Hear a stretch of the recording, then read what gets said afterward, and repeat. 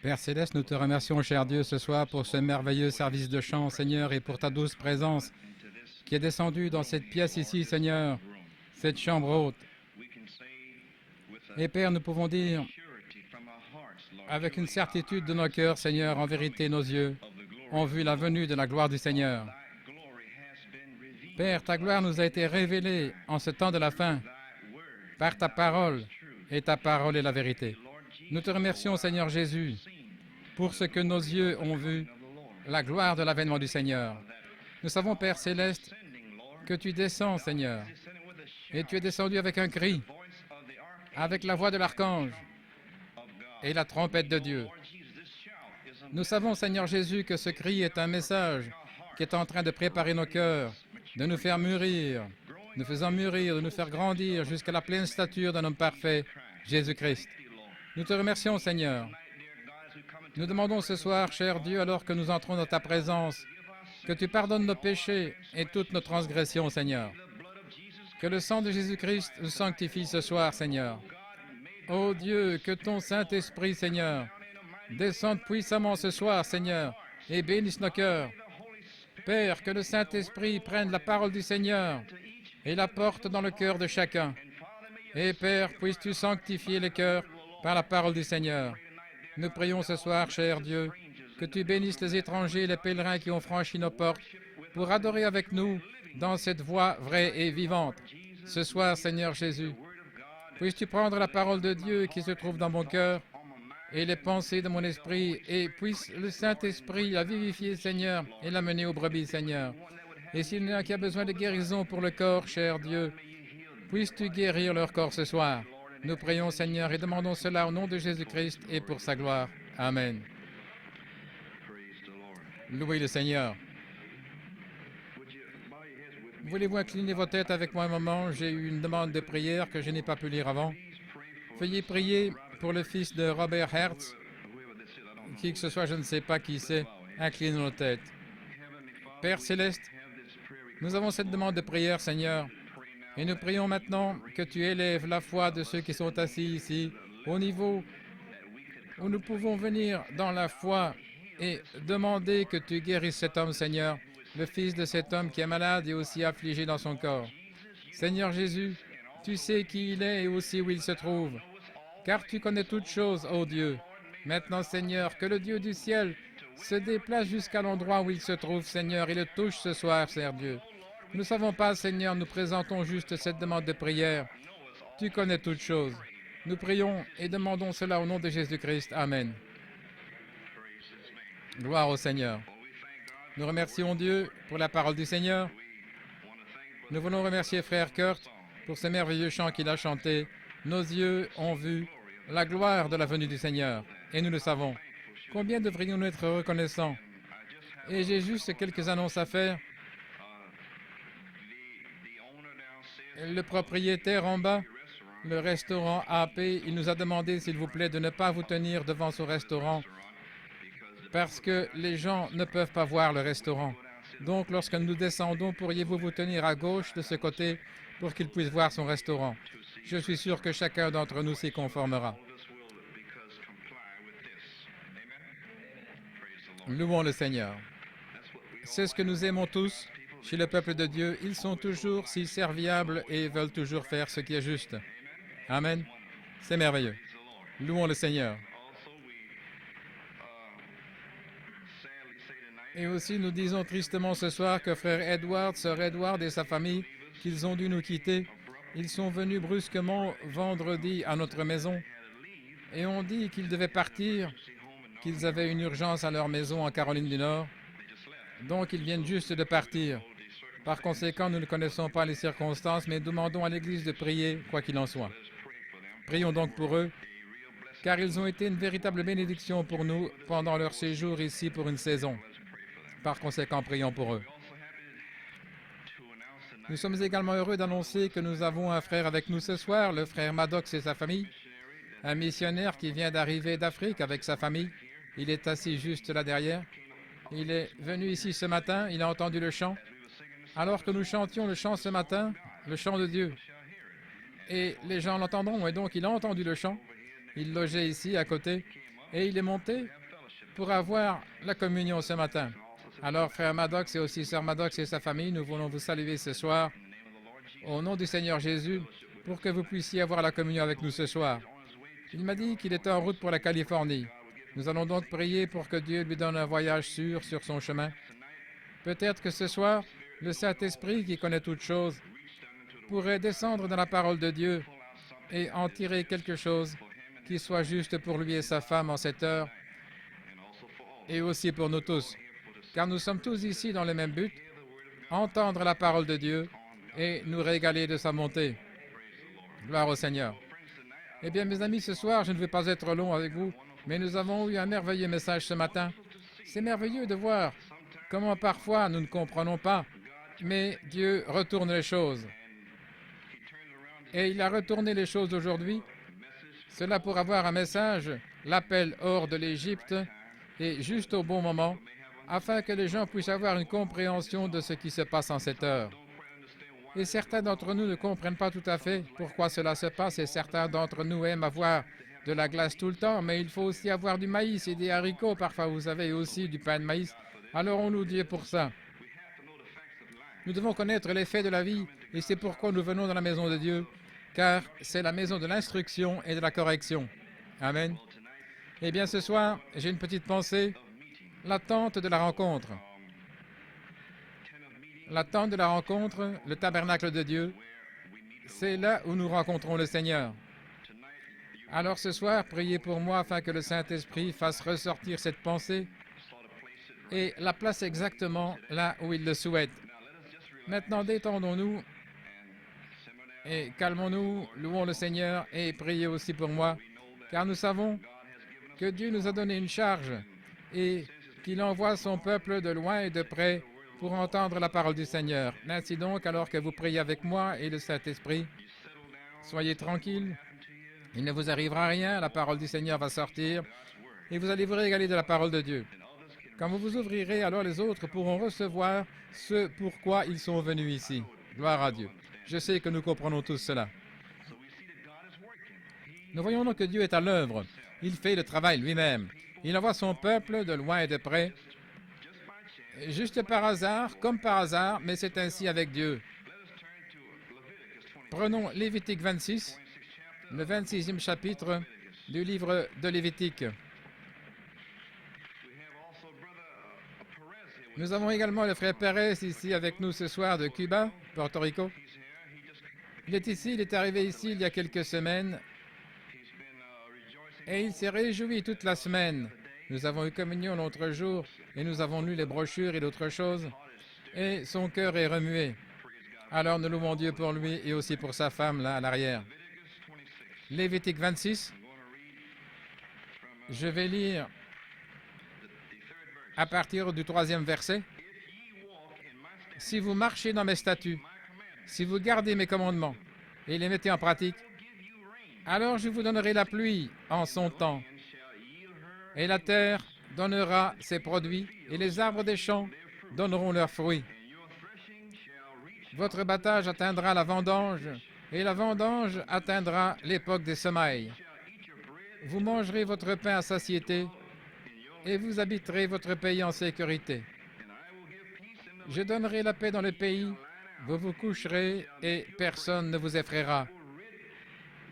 Je chasserai du pays les bêtes féroces, et l'épée ne passera pas par votre pays. Vous poursuivrez vos ennemis, et ils tomberont devant vous par l'épée. 5 d'entre vous en poursuivront 100. 100 d'entre vous en mettront 10 000 en fuite. Et vos ennemis tomberont devant vous par l'épée. Pensez-y, mes amis, vous n'avez pas à vous inquiéter. Dieu va faire le travail lui-même. Amen, n'est-ce pas merveilleux? 2 d'entre vous chasseront 100 diables, démons de vous. C'est bien. C'est notre type naturel ici. Et maintenant, nous sommes dans le spirituel ici. Car j'aurai égard à vous, je vous rendrai féconds. Dieu va nous rendre féconds. Je vous multiplierai et j'établirai mon alliance avec vous. Et vous mangerez de vieilles provisions et vous ferez sortir ce qui est vieux à cause de ce qui est neuf. Je placerai ma tente au milieu de vous, sa demeure, et mon âme n'aura pas horreur de vous. Je marcherai au milieu de vous. Je serai votre Dieu, et vous serez mon peuple. Je suis l'Éternel votre Dieu, qui vous ai fait sortir du pays d'Égypte, pour que vous ne soyez pas leurs esclaves. J'ai brisé les liens de votre joug, et je vous ai fait marcher droit. Et Exode 33, de 7 à 11. Moïse prit le tabernacle et le dressa hors du camp. Exode 33, de 7 à 11. Prenez ça si vous voulez, car je veux que vous le lisiez avec moi, afin que vous voyez, car nous reviendrons ici plus tard. Il y a une grande révélation qui se trouve juste ici. Et Moïse prit le tabernacle et le dressa hors du camp. Remarquez maintenant, il dressa le tabernacle hors du camp, à l'extérieur, loin du camp, et l'appela le tabernacle de la congrégation. Et il arriva que tous ceux qui cherchaient l'Éternel, remarquez maintenant, tous ceux qui voulaient chercher l'Éternel, qui cherchaient l'Éternel, allaient vers la tente de l'assemblée qui était hors du camp. Lorsque Moïse sortit pour aller au tabernacle, tout le peuple se leva et se tint chacun à l'entrée de sa tente et suivit Moïse jusqu'à ce qu'il fût entré dans le tabernacle. Et comme Moïse entrait dans la tente, la colonne nuageuse descendit et se tint à l'entrée de la tente. Et l'Éternel parla à Moïse. Et tout le peuple vit la colonne de nuée se tenir à l'entrée du tabernacle. Et tout le peuple se leva et se prosterna, chacun à l'entrée de sa tente. L'Éternel parla à Moïse face à face, comme un homme parle à son ami. Et il se retourna dans le camp. Mais son serviteur Josué, remarquez maintenant, son serviteur Josué, un type de Christ, nous comprenons, le fils de Nun, un jeune homme, remarquez maintenant, ne sortit pas du tabernacle. Il ne l'a jamais quitté. Amen. Il est resté là tout le temps, dans la parole de Dieu. Et aussi, Hébreux 13, 10, nous avons un autel dont ceux qui servent le tabernacle n'ont pas le droit de manger.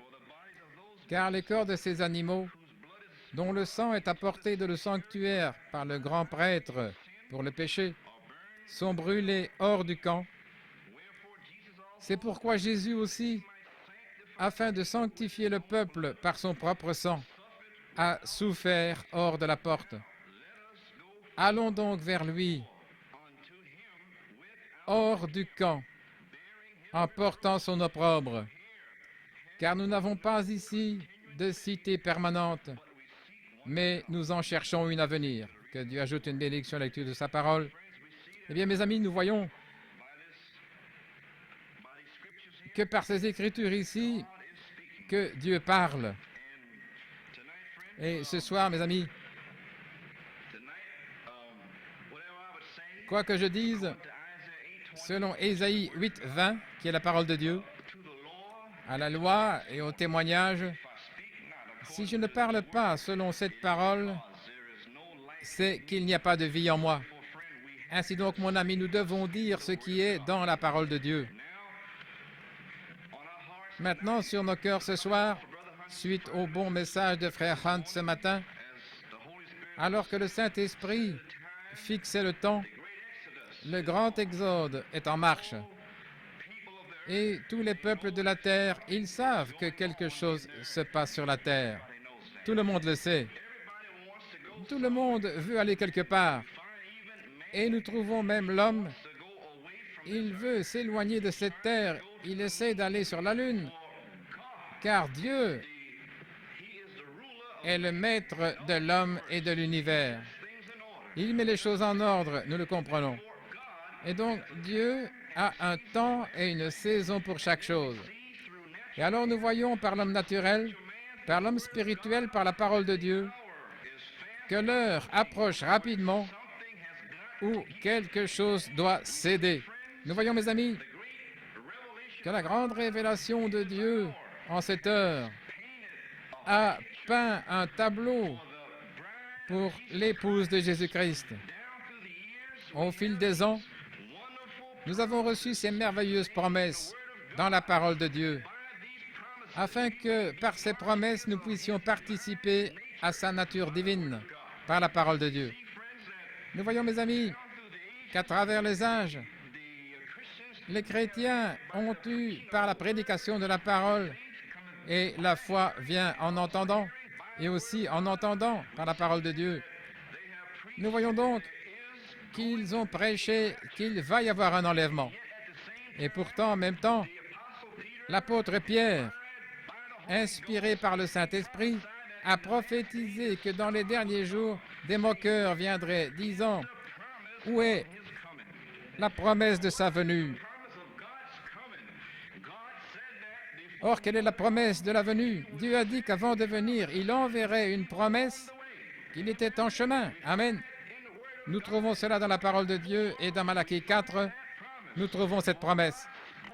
Car Dieu a parlé par l'intermédiaire d'un prophète oint et justifié, Malachie, en disant « Voici avant le jour grand et redoutable du Seigneur, ma venue, je vous enverrai Élie. » Amen. Maintenant, écoutez, remarquez, c'est avant le jour terrible du Seigneur. Maintenant, tous les étudiants de la Bible savent, ils ont étudié, que pendant la période de tribulation, le jour redoutable du Seigneur, il y aura Élie et Moïse, nous le savons. Mais remarquez maintenant, Malachie 4 a promis qu'avant ce temps, il y aurait un Élie qui apparaîtra sur la terre pour ramener le cœur des enfants vers les pères apostoliques qui ont enseigné la parole de Dieu. Telle est la promesse, mes amis. Ces promesses sont restées en sommeil. Et pourtant, à travers les âges, Martin Luther, Wesley et les pentecôtistes, la promesse était là. Mais les gens ne pouvaient pas vraiment la comprendre, car Dieu lui-même doit interpréter sa propre parole. Les hommes ont dit, ça voulait dire ceci, ça voulait dire cela. Larkin et Scofield, tous les grands hommes ont dit, cela voulait dire ceci ou cela. Mais Dieu doit venir en son temps et en sa saison pour interpréter sa propre parole. Nous trouvons, mes amis, quand dans Saint Luc 17:30, il est dit que le Fils de l'homme se révélera dans un jour tel qu'il était au temps de Noé et de Lot. Et donc nous pouvons trouver qu'il y a le signe, il y a l'indication qu'il ferait cela. Et pourtant, le monde était encore dans les ténèbres quant à la signification des Écritures.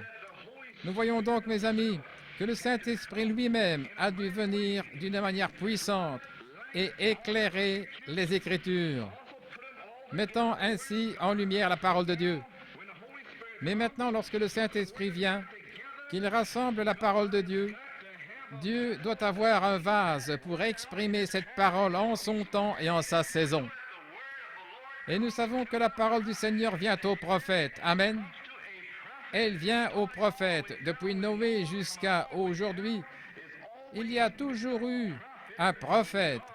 Lorsque Dieu, en son temps et en sa saison, descendait pour tabernacler avec son peuple, il se cachait derrière une peau humaine et se révélait à la semence de Dieu, élue, prédestinée, que Dieu avait ordonné pour ce temps-là afin d'entendre la parole du Seigneur. Nous voyons donc, mes amis, que le Saint-Esprit, dans ces derniers temps et cette dernière heure, a pris ces merveilleuses et précieuses promesses, les a rassemblées et nous a donné une vision. Nous avons la vision de la venue de la gloire du Seigneur. Nous savons, nous sommes persuadés qu'il y a un enlèvement. Car nous avons, ainsi disent les Écritures, nos cœurs sont brûlants, nos cœurs sont remués. Nous savons que nous avons un espoir et que cette résurrection est réelle, mes amis. Nous savons que ce soir, tout comme Pierre et les 120 et tous ces apôtres, ils avaient une foi énorme que nous n'avons pas maintenant. Amen. Mais remarquez maintenant, ils avaient un terrain propice à la foi. Ils ont marché avec Jésus-Christ pendant 3 ans. C'était leur terreau. Ils avaient une base pour la parole mécanique de Dieu. Jésus-Christ savait qu'il ne la comprenait pas. Il a dit, mais ce n'est pas grave, quand je serai ressuscité, j'ouvrirai votre esprit aux Écritures. Amen. J'ouvrirai vos yeux aux Écritures. Amen. Puis il leur dit d'aller dans la chambre haute, et ils y allèrent. Et là, le Fils de l'homme est descendu dans la chambre haute et s'est révélé à cette heure-là. Nous trouvons, mes amis, aujourd'hui la même chose. Le même Fils de l'homme qui s'est levé à l'est le jour de la Pentecôte et qui est également monté, a commencé à se déplacer vers l'ouest. Et nous voyons, mes amis, qu'il a dit qu'il se révélerait de la même manière à la fin des temps. Nous voyons donc maintenant que nous changeons de dispensation. Nous changeons. Nous passons de la grâce au jugement. Et Dieu vous emmène toujours sur un pont de l'un à l'autre. Toujours. Nous voyons que Jean-Baptiste les a fait passer de la loi à la grâce. Nous voyons que pour un prophète avec la parole de Dieu, il doit emmener les agneaux, les brebis de Dieu, sur le pont vers la prochaine dispensation. Nous sommes maintenant dans la grâce. Nous sommes à la fin des temps. Nous trouvons que nous devons, selon la parole de Dieu, nous avons besoin d'un prophète pour nous amener de la grâce au jugement. Amen. Nous trouvons donc, selon Saint Luc 17:30, le Fils de l'homme a dit qu'il se révélerait au jour de Lot, comme il en était au jour de Lot. En d'autres termes, lorsque vous voyez les signes ici, les sodomites, c'est un signe de la fin des temps. New York, Californie, partout dans les pays, dans le monde, en Angleterre, partout là-bas, les sodomites se déchaînent. Ils sont ici, mes amis. C'est un signe de la fin des temps. Le cœur des hommes s'effondre par peur des choses qui arrivent sur la terre. De grands signes apparaîtront dans les cieux. Des soucoupes volantes. Nous savons ce qu'elles sont. Ce sont des anges. Des anges du jugement dernier. Amen. Le temps dans lequel nous nous trouvons, le moment où nous sommes sur ce pont, c'est le temps des anges qui enquêtent sur le jugement, les soucoupes volantes. Nous comprenons selon la parole de Dieu. Mais le monde ne le sait pas, car Dieu nous l'a montré. Il l'a révélé à nos cœurs. Pouvons-nous dire Amen? Que Dieu soit loué. Nous découvrons alors, mes amis, qu'il va se faire connaître. Qu'est-ce que ça signifie de se faire connaître? Jésus a dit, il est le Fils de l'homme. Je me révélerai. Je me ferai connaître le jour où vous aurez des signes sur la terre comme Lot et aussi Noé. En d'autres termes, le Christ se révélerait en ce jour en tant que prophète.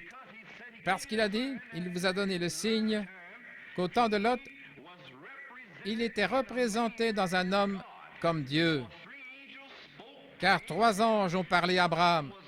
L'un d'eux était Dieu, Elohim, le Tout-Puissant. Et c'était Dieu dans une peau humaine, dans une peau, dans un homme. Ce n'était pas une théophanie. Ce n'était pas Melchisédek. C'était une peau humaine. Et cet homme, Dieu, dans cet homme, a parlé à Abraham. Il lui a donné la promesse de la vie. Je te visiterai au temps et à la saison. Je te donnerai un pouvoir, une puissance de résurrection pour changer à nouveau ton corps afin de recevoir Isaac, le type de Jésus-Christ. Et au même moment, à Sodome, 2 autres anges sont descendus pour prêcher l'Évangile. Nous en voyons les signes ici aujourd'hui. Les 2 anges, Sodome est ici. Un ange, Billy Graham, est allé là-bas à Soho. Le pire, le plus sale endroit du monde. 1 km² de péché. Amen, Sodome même. Et là, selon la Bible, nous lisons que les anges ne pouvaient pas sortir de la maison de Lot à cause de la pression des pécheurs. Et Billy Graham traversait Soho. Il a dû remonter dans sa voiture à cause de la foule de pécheurs qui s'y trouvaient. Ce sont tous des signes pour l'épouse de Jésus-Christ. Levez les yeux car votre rédemption approche. C'est l'heure. Nous voyons, mes amis, que Dieu est le même hier, aujourd'hui et à jamais. Nous voyons, mes amis, que Dieu en peau est apparu à Abraham, le père de la foi, de la semence royale d'Abraham. Nous voyons, mes amis, qu'il lui est apparu et qu'il a parlé et raconté les secrets du cœur de Sarah dans une tente. Amen. Dieu révélait les secrets du cœur. Ce ministère, lorsqu'il révélait les secrets du cœur, c'était Jésus-Christ lui-même dans cet homme, discernant les pensées du cœur de Sarah dans la tente. Sarah, un type d'Abraham, un type de l'épouse, était incrédule lorsqu'elle a vu les signes se manifester. Moi, une vieille femme, avoir un enfant, oh non, non. Et l'épouse aujourd'hui, elle est toujours incrédule, mais elle est lavée par l'eau de la parole. Elle est toujours lavée. Dieu ne voulait pas prendre Sarah car elle faisait partie d'Abraham. Alors les deux autres anges sont descendus à Sodome et là ils ont prêché. Un ange a parlé à l'épouse, Abraham et Sarah. Les deux autres sont descendus vers les pentecôtistes et l'église dénominationnelle. Nous voyons Oral Roberts est envoyé à l'église pentecôtiste. Il les rassemble tous car il a un message pentecôtiste. Nous voyons que Billy Graham va vers les baptistes et les méthodistes. Il a leur message. Mais grâce à Dieu, nous, l'épouse et la parole. Amen. Et Dieu, le Fils de l'homme, a dit qu'il se révélerait à l'épouse à la fin des temps, qu'il discernerait les pensées de son cœur en cette heure. Et Dieu lui-même a fait cela depuis plus de 17 ans à travers son humble prophète envoyé par Dieu et le monde ne le sait pas. Écoutez, ils ont dit, fais le signe du Messie, dis les secrets du cœur.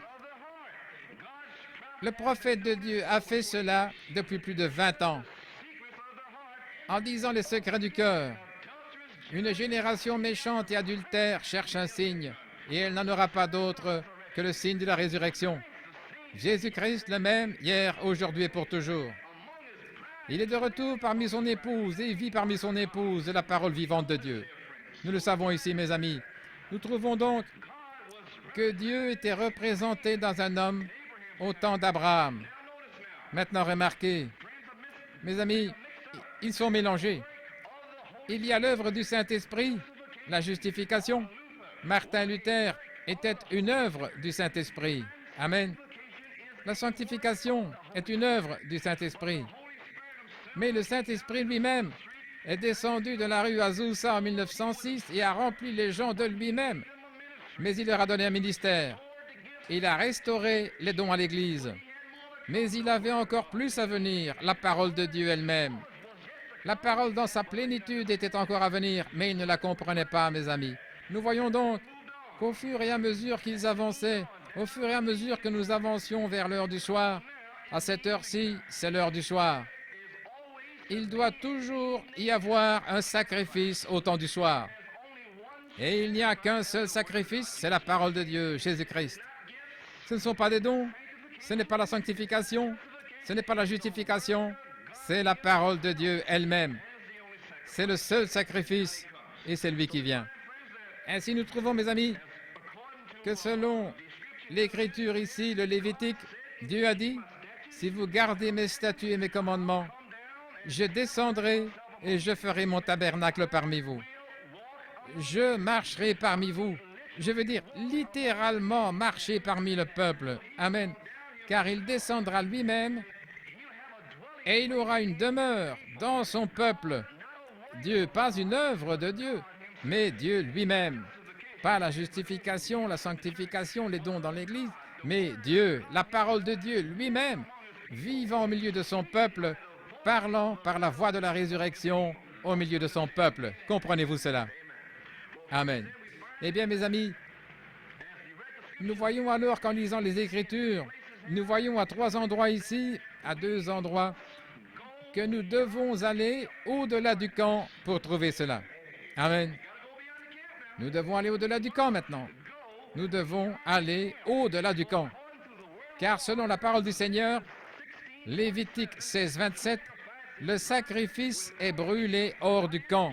Pas dans le camp, mais hors du camp. Nous voyons donc qu'aujourd'hui, nous avons toutes sortes de camps. Un camp baptiste, un camp méthodiste, un camp catholique, un camp pentecôtiste, toutes sortes de camps. Nous avons nos propres camps, de notre propre raisonnement, notre propre imagination, toutes sortes de camps. Amen.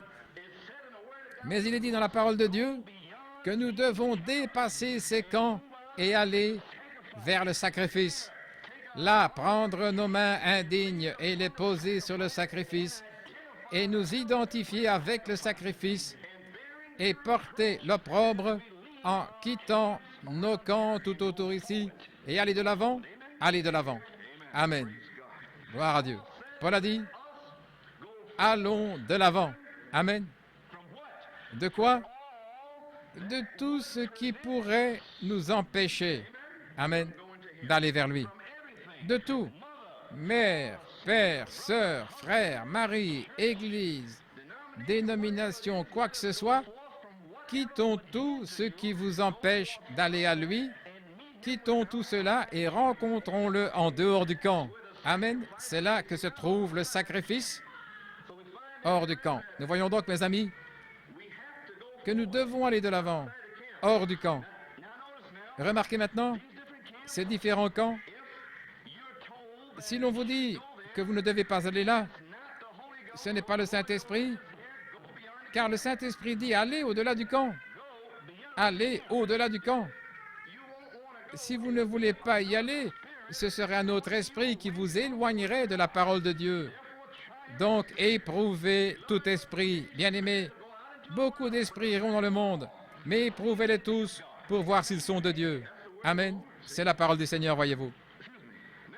Maintenant, remarquez, nous devons aller au-delà de nos camps dénominationnels créés par l'homme. Amen.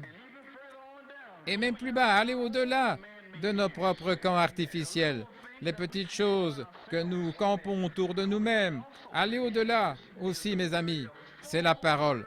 L'âge complet de la parole entière. Aller au-delà de ces camps et marcher dans le camp de Dieu, sur le terrain de Dieu. Son terrain est la parole de Dieu, car elle est l'arche. Amen. Et toujours à partir de l'arche, vous devez revenir à 2000 coudées de l'arche. Amen. S'éloigner de l'arche, mais la regarder, la suivre et avancer derrière elle.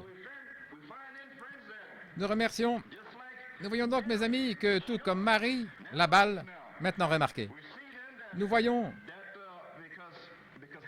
qu'Agar était la feuille qui a produit Ismaël et aussi que Sarah a produit Isaac qui était l'aigrette et Marie a produit Jésus-Christ qui était la parole de Dieu. Marie était la balle de la Pentecôte, nous le comprenons. Nous voyons donc, mes amis, que lorsque Jésus-Christ avait environ 12 ans, ils étaient allés à la fête de la Pentecôte et ils étaient là-haut à passer un moment merveilleux, à louer Dieu et à offrir des sacrifices. Mais lorsqu'il fut temps de rentrer à la maison, Marie chercha Jésus et dit, « Où étais-tu? Ton père et moi t'avons cherché. » Et Jésus a répondu, « Je suis aux affaires de mon père. » Par conséquent, Jésus est allé au-delà du camp du raisonnement humain de Marie. Il est allé au-delà de ce camp. Il n'est pas resté là. Il est sorti. Je m'occupe des affaires de mon père. C'est ce qu'il a dit. Nous voyons alors, remarquez maintenant, Marie ne pouvait pas détourner Jésus, car il était vraiment déterminé. Amen. Elle ne pouvait pas détourner Jésus de la parole révélée de l'heure, qu'il était aux affaires de son père. Elle ne pouvait rien faire, rien. Il a dit, je m'occupe des affaires de mon père. C'est la parole révélée de Dieu. Nous voyons donc que Jésus-Christ était la parole de Dieu qui grandissait, mûrissait en maturité, comme vous le faites en ce moment. C'est la même chose, vous voyez, mais c'est à l'intérieur de la semence, à l'intérieur de la femme. La semence de Dieu grandit maintenant, alors que la lumière du soleil brille sur elle. Nous voyons donc, mes amis, que Jésus est allé au-delà de la balle Marie et qu'il est resté avec la parole. Alors aujourd'hui, ne laissez pas Satan, votre famille, vos amis ou personne, aucun de ces camps, vous empêcher de dépasser ces camps et d'aller au sacrifice. Amen. Pourquoi? Parce que nous devons nous occuper des affaires de notre Père. Quelles sont les affaires du Père? Obéir à la parole de Dieu. Dieu donne le Saint-Esprit à ceux qui lui obéissent. Nous voyons donc que Jésus-Christ s'est éloigné de Marie la balle. Amen. Nous devons aussi nous éloigner des choses et de la balle. La balle est l'église pentecôtiste laodicéenne. Dieu appelle une église hors d'une église pour la sanctifier par le lavage de l'eau de la parole. Cela se passe maintenant depuis quelques années. Il lave son épouse par l'eau de la parole. Il la sanctifie par les cendres de la génisse rousse du désert. Amen. C'est ce que Dieu fait en cette heure. Maintenant, remarquez. Allons au-delà de ces camps et sortons et offrons un sacrifice à l'extérieur. Ils l'ont tous fait. Les disciples ont dépassé le camp des traditions juives, des dénominations, des pharisiens et des sadducéens. Ils ont dépassé cela. Ils y ont renoncé pour la parole de Dieu. Ils ont suivi la parole. Partout où il va, ils y sont allés avec cette parole. Ils étaient séparés des choses de la nation juive et ils suivaient la parole de Dieu, à tel point qu'ils sont allés dans la chambre haute. Et là, ils ont rencontré le sacrifice dans le Saint-Esprit, dans la chambre haute. Le jour de la Pentecôte, ces Juifs, 3000 d'entre eux, ont quitté les camps des Élamites, amen, la Judée. Ils ont quitté tous ces camps, la Crète aussi, et Rome et tout le reste. Ils ont quitté ces camps et sont venus à Jérusalem où ils devaient organiser un sacrifice en dehors de ces camps le jour de la Pentecôte. Et ils sont sortis hors des portes. Amen. Ils sont venus en croyant, cherchant le sacrifice. Et là, le sacrifice est descendu à la vue de tous, mais c'était le Fils de l'homme qui se révélait à travers Pierre. Vous voyez ça maintenant? Le Fils de l'homme, dans sa plénitude, se révélant à travers Pierre le jour de la Pentecôte. Et nous voyons alors que lorsque le Fils de l'homme s'est révélé à travers Pierre, ils étaient tous stupéfaits. Que signifie ceci? Comment entendons-nous chacun parler dans la langue dans laquelle nous sommes nés? Pierre et eux, ils parlaient leur langue, mais ces nombreuses nations, dialectes, les entendaient parler dans leur propre langue. Ils entendaient de cette façon, ils parlaient d'une façon, mais ils l'entendaient dans leur propre langue. Est-ce que vous comprenez maintenant? Sinon, comment Pierre a-t-il pu se lever le jour de la Pentecôte et parler en galiléen, et 3000 âmes l'ont entendu dans leur propre langue? C'est la parole du Seigneur. C'est juste dans la parole de Dieu. Donc Pierre est monté et quelqu'un a dit, « Que fais-tu? » « Je m'occupe des affaires de mon Père. » Et là, il a parlé aux gens. Il a dit, « Ceux-ci ne sont pas ivres comme vous le supposez, étant la 3e heure du jour. » Il a dit, « C'est ça, la parole dont Joël a parlé. Je déverserai mon esprit sur des fils et des filles. Amen. Et je les remplirai. Par conséquent, c'est cette manifestation du Fils de l'homme qui vous est révélée en cette heure, maintenant. C'est cela, ici même. » Alors Pierre a piqué ces Juifs dans leur cœur. Les Juifs croyaient en un seul Dieu, mais ils ne pouvaient pas accepter Jésus-Christ comme le Dieu unique. Il a dit, « Ce même Jésus que vous avez crucifié est à la fois Seigneur et Christ. » Jésus est le Fils, le Seigneur sur Israël, la colonne de feu. Il est le Seigneur qui était sur vous. L'Esprit du Christ qui était en Moïse sur la parole de Dieu. L'Esprit de Christ qui était en Moïse était dans une colonne de feu. C'était le Seigneur, Jéhovah Jireh, Jéhovah Shammah, Jéhovah lui-même sur Israël. Et il est aussi le Christ, le Saint-Esprit, qui viendra en vous quand vous croirez ceci. C'est le même. Quand les Juifs ont entendu cela, ils ont été piqués au cœur. Ils dirent, « Hommes, frères, que devons-nous faire? Que pouvons-nous faire pour être sauvés? » Et il dit, « Repentez-vous et soyez baptisés au nom du Seigneur Jésus-Christ pour le pardon de vos péchés, et vous recevrez le don du Saint-Esprit. » Voilà l'Évangile. Et c'est le même Évangile. Il n'a pas changé. Le même Évangile.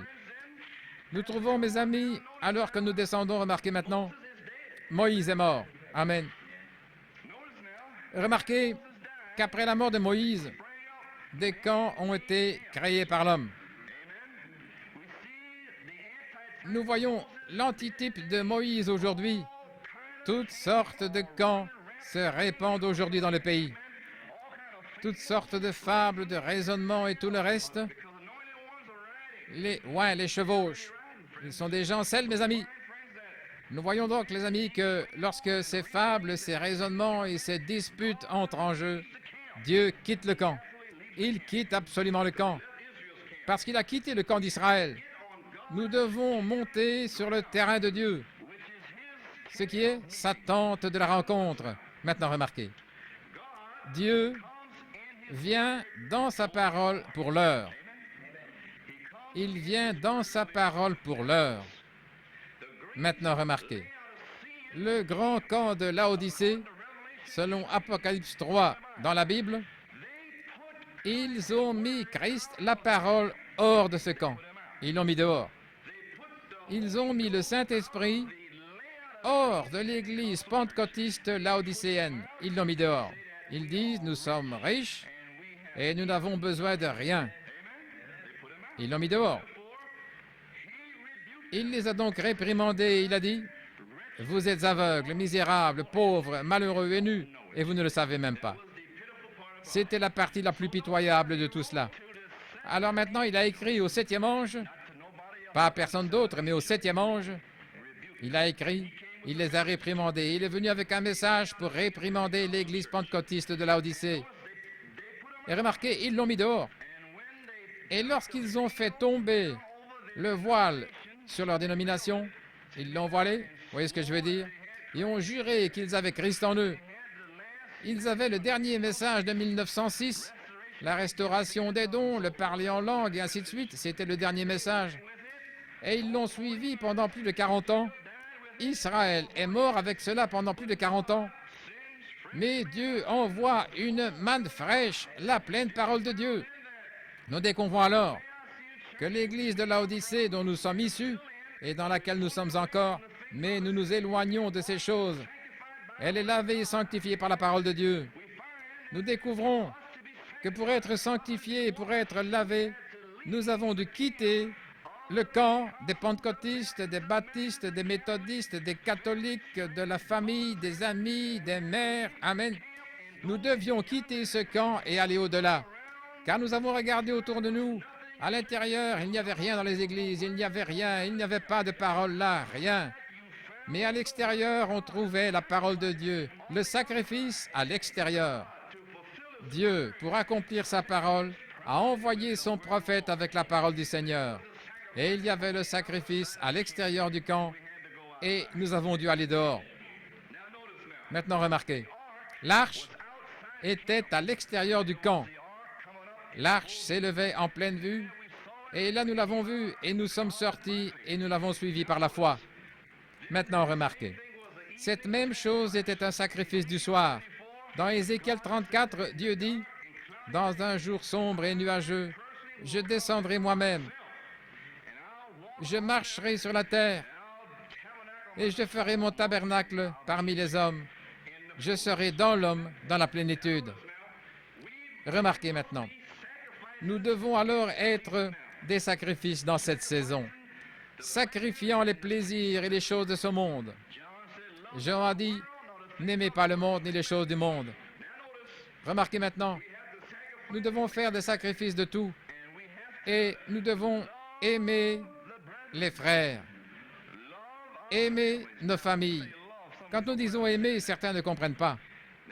Maintenant, écoutez les amis, ceci est l'âge de la parole. Le prophète du Seigneur a commencé l'âge de la parole en 63, ce que nous pouvons prouver. Et depuis cette époque, l'aigle est entré. Maintenant, nous tous qui sommes assis ici, nous disons gloire à Dieu. Nous voulons la parole. Amen. Il dit, ne brisez pas une seule parole. Ne brisez pas une seule parole. D'accord, quand l'épreuve arrive, la plupart d'entre nous ne la veulent pas quand elle arrive. Nous ne voulons pas cette épreuve-là. Mais nous disons, donne-nous la parole complète. Et quand la parole complète arrive, nous essayons de faire marche arrière. Alors maintenant, nous découvrons que nous avons des épreuves et des tests. La chose, comme je le disais ce matin, que vous ne pouvez pas supporter d'abandonner. La chose que vous ne pouvez tout simplement pas faire. C'est ça votre test. C'est votre test. Vous pouvez prier, vous pouvez crier, vous pouvez lire une brochure, vous pouvez faire tout ce que vous voulez, mais vous ne pouvez pas vous en éloigner. Dieu vous a donné ce test. Maintenant, mes amis, pour que ce soit clair, car nous sommes ici pour l'instruction et la correction, nous devons rendre cela clair. Nous avons ici des épouses dont les maris ne sont pas sauvés, et nous avons des maris et ils ont des femmes qui ne sont pas sauvées. Et nous savons que nous devons croire pour notre famille. Par conséquent, nous devons croire. Si tu peux croire la parole de Dieu, toi et toute ta famille serez sauvés. Il n'a jamais dit qu'ils seraient dans l'épouse ou non, mais ils seront sauvés. Mais nous croyons qu'ils seront dans l'épouse. Amen. Eh bien, si vous pouvez croire quoi? La parole de Dieu. Alors la femme sanctifiée, amen, sanctifie le mari incroyant pendant qu'il est en sa présence. Mais si elle n'a pas la foi ou s'il n'a pas la foi, alors le diable viendra dans leur camp de raisonnement et leur donnera toutes sortes d'images. Il peindra toutes sortes d'images. Ta femme ou ton mari dort là ou a fait ceci ou cela, voyez-vous. Mais la parole dit, pardonne à ton frère. Combien de temps? 70 fois 7 fois. Combien de temps, Seigneur? C'est ce que dit la parole. Et certains disent, eh bien, il y a une chose que je ne peux pas faire. Je ne peux pas reprendre un mari ou une femme s'ils ont été infidèles. Je ne peux tout simplement pas. Eh bien, mon ami, tu ne rencontreras jamais Dieu dans cet âge. Tu ne rencontreras jamais Dieu. Tu sais pourquoi? Voici pourquoi. Laissez-vous imprégner ce soir, mes amis. Le monde, cette race humaine est née de la volonté permissive de Dieu, l'adultère. Allons maintenant. Eh bien, Jésus-Christ nous a pardonné notre adultère. Allons. Alors, si vous ne pardonnez pas à votre mari ou votre femme, comment le Christ peut-il vous pardonner votre adultère? Hein? Comment peut-il le faire? Il ne le peut pas. C'est la parole. Pouvez-vous dire Amen? C'est la parole de Dieu. Vous ne pouvez pas la briser. Jésus-Christ nous a pardonné nos souillures, nos misères. Le Christ lui-même. Paul dit dans Romains 7 que si le mari de la femme est mort, quel mari? La vieille nature, le monde, l'ancienne dénomination, les choses du monde qui doivent mourir. Alors Christ, nous pouvons nous remarier avec Christ. Ainsi donc, nous disons gloire à Dieu, je vis par la grâce de Dieu. Eh bien, il en est de même pour votre mari ou votre femme qui vivent par la grâce de Dieu, afin qu'ils aient une chance de salut. Par conséquent, laissez cela s'enfoncer dans votre cœur ce soir et louez Dieu, car Dieu vous a donné la parole du Seigneur pour savoir comment tomber à genoux et le remercier. Ô Dieu, sanctifie ma femme, sanctifie mon mari. Je crois, Seigneur, que tu es capable de garder toute souillure hors de ma maison, la maladie ou quoi que ce soit d'autre. Tu es capable de le garder, Seigneur. C'est exact, c'est clair. J'espère que vous l'avez compris, parce que vous devez le faire, parce que Christ est attristé. Il dit, si tu prétends croire à ma parole, regarde ce que tu fais avec ton épouse. Regarde ce que tu fais avec ta famille. Que fais-tu? Je t'ai pardonné ton adultère. Amen. Adam a pardonné à Ève son adultère. Amen.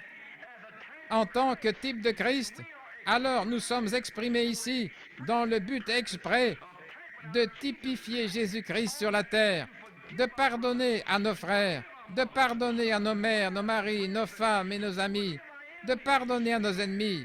Nous sommes ici dans ce but. Alors pardonnez-leur, puis passez à autre chose. Amen. C'est vrai. Vous pouvez vous mettre en colère en partant d'ici, vous pouvez pleurer, mais c'est la parole du Seigneur. Alors vous ne voulez pas de la parole. Vous ne voulez pas mourir, car vous devez mourir. Vous devez aller au-delà du camp de votre propre raisonnement. Peu importe le nombre d'images que vous êtes allongé dans votre lit la nuit, etc. Vous devez aller au-delà du camp de votre imagination, de votre affection, raisonnement ou conscience. Vous devez dépasser ce camp. Amen. et allez vers votre sacrifice et posez vos mains sur lui et dites, Seigneur Dieu, tu es capable. Parce qu'à deux, on peut en chasser 100. Amen. Chasser une centaine de ces démons. La parole de Dieu l'a dit. Amen. Vous la croyez? Oui ou non? Soit vous y croyez, soit vous n'y croyez pas. Soit vous êtes un incroyant, soit vous êtes un croyant. Eh bien alors, il est temps d'agir en conséquence. Dieu ne joue pas avec vous. Cela fait 3 ans maintenant que vous êtes assis ici. Que pensez-vous qu'il se passe? Le temps de la séparation? Ceux qui y croient? 99 et 9 dixièmes ici même? Et les autres y croient jusqu'au bout. Peu importe ce qui arrive, Seigneur Dieu, j'y crois quand même. Je ne me soucie pas de ce qui est arrivé. Je n'ai pas de ville, je n'ai pas d'endroit permanent ici. Je cherche la cité, Amen, dont le constructeur et l'auteur est Dieu. Je cherche cette cité, Seigneur. Je pars. J'abandonne les choses du monde. Amen. Je laisse tout ça ici. Et je pars avec toi. Je pardonnerai à mon mari, à ma femme. Je me fiche de ce qu'ils font. Même s'ils me marchent dessus, me giflent, courent avec tout le monde dans la rue, je m'en fiche, je vais de l'avant avec toi. Mais je sais une chose, je suis sanctifié par la parole de Dieu et ils sont sanctifiés aussi quand ils viennent ici. Réclamez-le. Nous avons ici des femmes qui traversent des épreuves. Certaines pensent qu'elles ont une plus grande épreuve et une autre a dit qu'elle avait une épreuve encore plus grande que la vôtre. C'est exact. Nous avons ici une sœur dont le mari boit, il court partout et ne met pas d'argent dans la maison.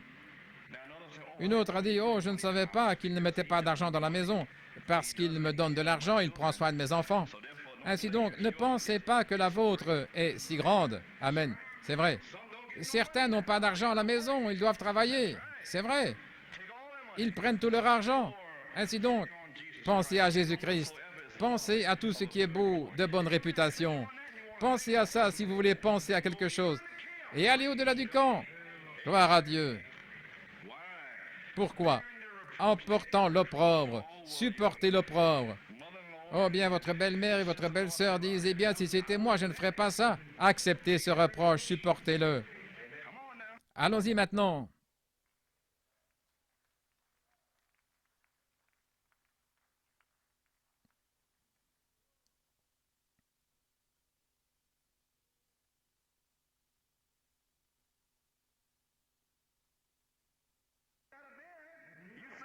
Vous devez le supporter. Vous dites, je ne veux pas l'entendre. Eh bien, je suis dans le message. Oui, monsieur, je suis dans le message. Eh bien, c'est juste là, vivez-le. Vous pouvez en parler, mais vous ne pouvez pas le vivre. Vous devez le vivre. Vous devez vivre la parole, mes amis. Les épîtres écrites, lues par tous les hommes. Peu importe ce qu'il a fait ou ce qu'elle a fait, je vais leur pardonner par la grâce de Dieu. Je ne peux pas le faire, mais Dieu le peut à travers moi.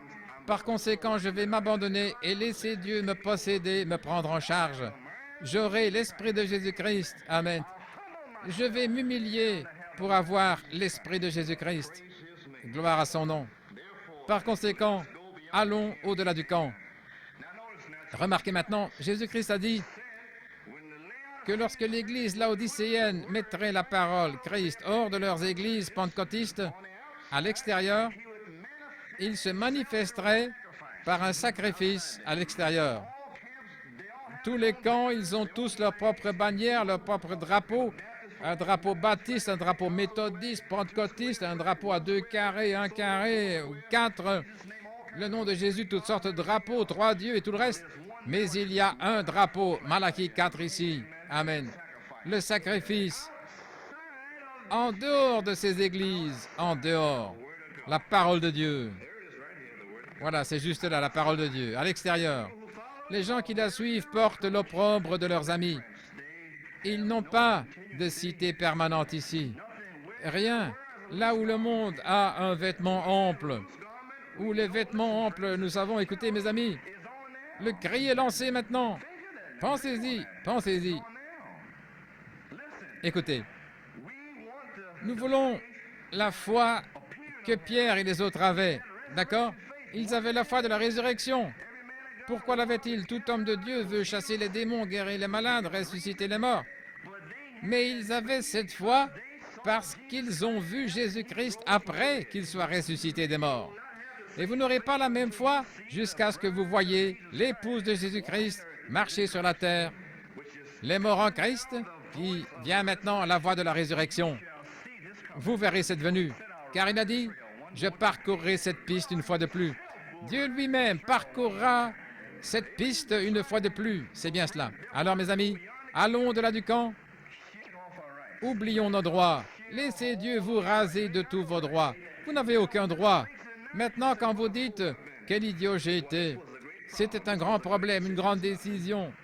Ce n'est rien. Dieu l'a pris en charge par la parole de Dieu. Je l'ai trouvé dans la parole. Merci Seigneur de m'avoir montré cela, car je devenais vraiment hostile à la parole. Vous voyez ce que je veux dire? Donc nous avions une mauvaise attitude. Et c'est notre attitude quand nous venons à Dieu. Maintenant nous disons, Seigneur, je vais jeûner, je vais prier, je vais faire ceci, mais toi fais ça. Vous ne pouvez pas agir ainsi avec Dieu. Seigneur, si c'est ta volonté, que ta volonté soit faite. Ça peut prendre 30 ans, mais c'est sa volonté, vous voyez. Donc, nous ne pouvons pas lutter contre Dieu. Ensuite, si notre attitude est explosive, alors Dieu nous donne un grand châtiment. Il envoie mari et femme plus loin, plus loin, plus loin, jusqu'à ce que nous nous débarrassions de cet esprit rebelle. Voyez-vous ce que je veux dire? Et briser notre propre esprit et laisser Dieu le faire. Vous voyez ce que je veux dire? En d'autres termes, quand nous avons une mauvaise attitude, alors Dieu permet au mari ou à la femme de continuer à faire ce qu'ils font. C'est tout. Pour voir si vous êtes un vrai chrétien. Quand vous décidez enfin de mourir à votre chair, et alors vous verrez mari et femme se retourner complètement. Nous avons ici des femmes qui ont prié pour leur mari. Elles sont toujours avec leur mari. N'est-ce pas vrai? Les 3 dernières, elles sont toujours là. Elles ne sont pas parties, elles sont toujours là. Elles sont toujours accrochées, car elles croient. Et nous disons l'amour. Qu'est-ce que l'amour agapao? Qu'est-ce que c'est l'amour philéo? Si nous avons l'amour de Dieu en nous, alors nous pouvons nous aimer les uns les autres. Ainsi, nous voyons, les amis, que pendant environ 5 minutes maintenant, je veux dire ceci. Prenez Exode 33. Vous êtes avec moi ce soir? Amen. Eh bien, mes amis, nous avons eu le privilège de savoir que Dieu a envoyé un prophète à la fin des temps. Et vous savez, c'est si étrange dans l'âge des droits du peuple laodicéen qui est maintenant. Vous mentionnez le mot prophète, un gentil, et oh mon gars, je ne suis pas un homme, vous voyez ce que je veux dire? Pourtant, ils ont un pasteur, ils ont des diacres, ils ont des anciens et ils les suivent. Vous voyez ce que je veux dire? Mais dès que vous mentionnez un prophète, ils se mettent à hurler. Vous savez pourquoi? Parce que les païens ne connaissent pas Dieu. C'est la seule raison. Donc, on ne les blâme pas parce qu'ils ne savent pas. C'est l'âge de la compréhension. Nous ne pouvons comprendre qu'à travers les Saintes Écritures que le Saint-Esprit nous donne. Amen. Par conséquent, le Saint-Esprit est ici ce soir pour donner les Écritures avec la compréhension de l'heure dans laquelle nous vivons. C'est pourquoi le Fils de l'homme a dit qu'il se révélerait lui-même, non pas comme une œuvre du Saint-Esprit, comme Luther ou Wesley, ou les dons, le baptême, mais comme la parole lui-même. Et l'Église laodicéenne en dehors des camps. Nous trouvons donc, mes amis, que Malachie 4 est la promesse de sa venue.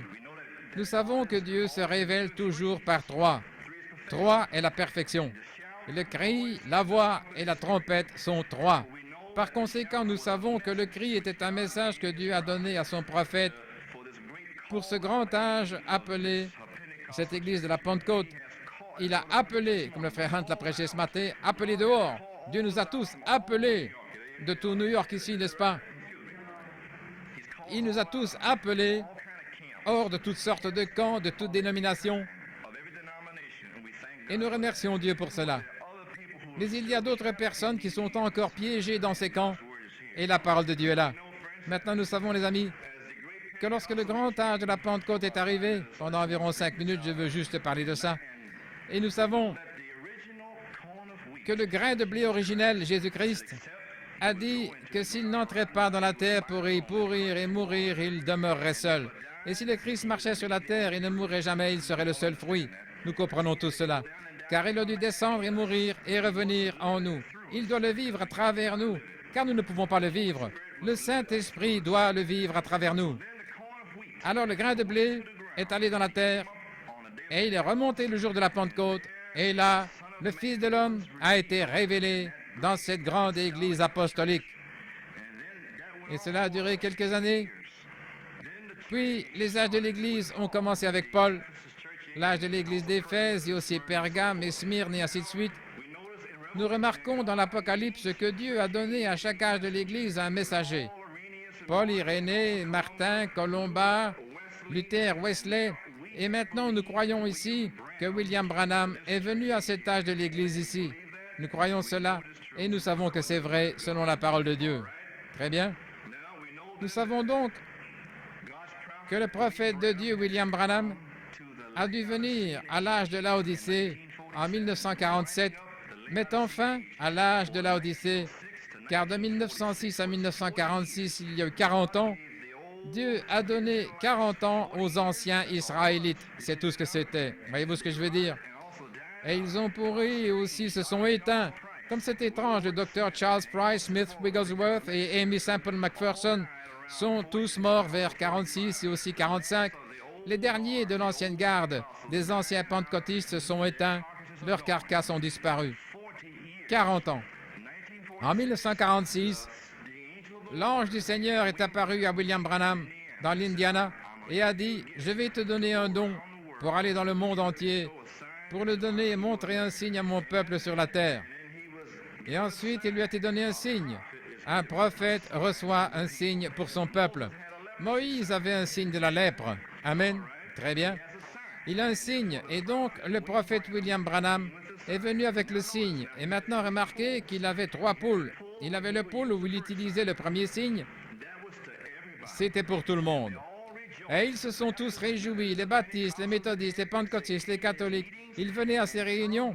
Et de lui, le frère Oral Roberts l'a rencontré à Kansas City en 1947.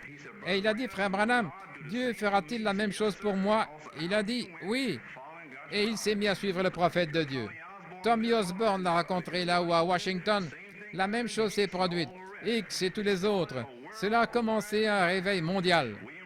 William Branham était invité partout. Jésus l'était aussi. Jésus de Nazareth, viens dans notre église et fais aussi des signes pour nous. Guéris les malades, ressuscite les morts. Amen. Le prophète de Dieu a fait ces choses. Mais Moïse avait 2 signes. Il a dit, s'ils n'obéissent pas à la voix du premier signe, ni le deuxième signe, eh bien, s'ils n'obéissent pas à la voix du second signe, alors verse l'eau sur la terre. L'eau est la parole. Et cela doit se transformer en jugement de sang. Nous comprenons cela. Le deuxième signe de William Branham a été manifesté, le signe de la résurrection. Voilà ce que c'était. La colonne de feu est apparue au-dessus de sa tête, là-bas au Texas, pour que le monde entier la voie. Une lumière surnaturelle photographiée pour la première fois, et elle était là pour que le monde entier la voie. Les baptistes, méthodistes et les autres se sont retirés lors du premier pôle. Ensuite, c'était strictement réservé aux pentecôtistes. Et là, ils ont dû le croire, car ils étaient la semence, ou plutôt la balle pour contenir la semence. Par conséquent, seuls les pentecôtistes étaient prêts à soutenir le ministère surnaturel d'un prophète. Parce qu'ils croyaient aux langues, aux dons et ainsi de suite, ils le soutenaient avec leur argent et leurs finances, et ils ouvraient leurs églises. Ils aimaient tous William Branham, car il avait l'esprit de Moïse sur lui, l'homme le plus doux de toute la terre. Mais ensuite, il s'est transformé en l'esprit d'Élie. Amen. Quand il est devenu l'esprit d'Élie, alors les pentecôtistes sont devenus nerveux, parce qu'ils ne pouvaient pas l'identifier. Tout ce qu'ils avaient à faire était de lire la nature d'Élie dans la Bible quand il est venu là contre Jézabel. Des femmes au visage peint qui se coupaient les cheveux. C'était le message d'Élie quand il est venu contre les dénominations, Akab et eux. Il les a explosés. C'est pourquoi le prophète de Dieu a dû passer de l'humble esprit de Moïse à l'esprit d'Élie et réprimander et couper, tailler, aussi démolir les dénominations et ainsi de suite. Et il a fait cela de 1950 jusqu'en 60. Et pourtant, il a ébranlé les pentecôtistes. Alors Dieu dit, vous avez trop de gens qui vous suivent, secouez-les. La semence du serpent est sortie, le baptême au nom de Jésus, la loi et la grâce, et toutes ces choses sont sorties. Ils ont été secoués. Il y en a encore trop qui te suivent, car j'ai placé mon signe de la résurrection. J'essaie d'attirer leur attention pour entendre la voix du signe. Amen. Le signe de la résurrection descendait dans les réunions pentecôtistes, et là, quand il disait « Tu es John Jones, tu as un cancer, tu es guéri, c'est ainsi dit le Seigneur », et vous êtes un tel et tel, et des yeux aveugles et des morts ressuscités, et ainsi de suite. C'était merveilleux. Mais quand il prêchait la parole de Dieu, il n'en voulait pas. Il voulait le signe. Il a dit, vous n'aurez pas d'autre signe que le signe de la résurrection. Et ils l'ont eu. Mais ils ont manqué la parole, la voix de Dieu. Les paroles sont esprit. Mes paroles sont la vie éternelle. Ils ont manqué la voix. C'est pourquoi Dieu a dit, secoue-les à nouveau. C'était son second pôle. Puis il est descendu dans son troisième pôle. Et c'est là que nous sommes maintenant. Maintenant, nous savons ici qu'il y a eu toutes sortes de confusions au sujet du troisième pôle de William Branham. Il a quitté la terre et beaucoup se sont moqués de lui et ont raillé et ri. Ce sont les Écritures. Ils l'ont fait pour Jésus-Christ. Il était le sacrifice de Malachie 4, le sacrifice de la parole sur lequel vous avez posé vos mains et vous vous êtes identifié à lui. Amen. Ensuite, nous découvrons qu'il a dû passer au troisième pôle. Maintenant, vers 1956, Dieu lui a donné une vision. Il se trouve que j'ai entendu une cassette dans l'église de Frère Matson Bosé à Chicago, l'église de Philadelphie en 1956, où Frère Branham expliquait à tous les pentecôtistes la venue de ce troisième pôle. Maintenant, remarquez. Il a dit que les signes n'étaient jamais ce que les gens pensaient. Dieu a envoyé le signe pour attirer notre attention sur la parole. Mais que se passe-t-il? Les brebis entendent la voix, la parole du signe, et les chercheurs de signes regardent le signe. Cela se produit chaque fois. Ainsi, les dénominations ont vu le signe et ils ont été guéris. Mais les brebis ont entendu la voix et elles ont été sauvées. Voyez-vous ce que je veux dire? Ensuite, dans le second, les pentecôtistes qui étaient coincés dans différentes dénominations et ainsi de suite, ils ont entendu la voix. Les brebis l'ont entendu et elles sont sorties de là en masse. Ils sont sortis de là. Ils sont venus d'au-delà de ce camp et ils sont allés au dehors, là où se trouvait le sacrifice, parce qu'elles ont entendu la voix du signe. Maintenant, nous sommes dans le troisième pôle. Et il se trouve que j'ai entendu cette cassette. Et alors il disait comment Dieu lui avait parlé en 1956. Je crois que c'était Frère Hagen Bright, des hommes d'affaires du plein évangile. Frère Branham avait accumulé 16 000 $ d'arriérés et de dettes en 1956, mais Dieu a permis que tout cela se produise pour l'appeler hors du camp. Et alors, il avait le cœur brisé, il est revenu et aussi il est allé travailler. Et cela a bouleversé tout un tas de gens. Il est retourné au travail. Amen. Et donc, il a fait cela pendant un certain temps, jusqu'à ce que Dieu lui donne une vision. Dans cette vision, aujourd'hui, mes amis, nous essayons de vous l'expliquer, car il y a des gens dans tous ces pays qui n'ont pas compris le ministère de Frère Branham. Et le Seigneur m'a montré, je crois, ce qui s'est passé là-bas. Tout comme il a dit que ces gens qui l'ont suivi pour le signe, le premier signe, son poignet gauche ici et le deuxième signe, ils l'ont suivi pour ça. Alors Dieu devait avoir un groupe de personnes qui le suivraient pour le troisième signe. Et il les a eus. Voyez. Alors maintenant, voilà ce qu'il y a sur la bande. Dieu lui a parlé et aussi il a eu la vision où il prêchait, où il pêchait. Et ces pêcheurs, c'était des prédicateurs. Oui. Alléluia, Frère Branham, tu peux le faire. Vous voyez ce que je veux dire? Vous essayez d'obtenir le secret que Dieu lui avait donné. Il essayait de l'obtenir de lui, vous voyez. Et alors, qu'est-ce qu'il a fait? Il a commencé à expliquer le second pôle à tout le monde. Et cela a produit un tas d'imitateurs charnels. Un homme ici à Detroit a monté une tente et Dieu l'a fait tomber. Et Allen, c'est ça. Il a détruit, il a tout déchiré. Et nous voyons donc, mes amis, que beaucoup de ministres sont sortis avec toutes sortes de signes, des boules de feu, du sang sur la tête, c'est exact. Ils avaient toutes sortes de signes avec lesquels ils sortaient. Dieu a donné à son prophète un signe pour les manifester, eux. Ils ne sont pas venus avec la parole. Pas de parole derrière le signe, vous voyez. Alors, Dieu lui a parlé et lui a dit, dans ton premier pôle, tu as posé tes mains sur les gens et tu leur as raconté tous leurs problèmes. Dans ton second pôle, tu as connu les secrets des cœurs. Maintenant, tout homme de Dieu sait qu'un prophète vous dira des choses qui s'accompliront. C'est le signe d'un prophète. Ainsi donc, cela ne nécessite aucune interprétation. Dieu est son propre interprète.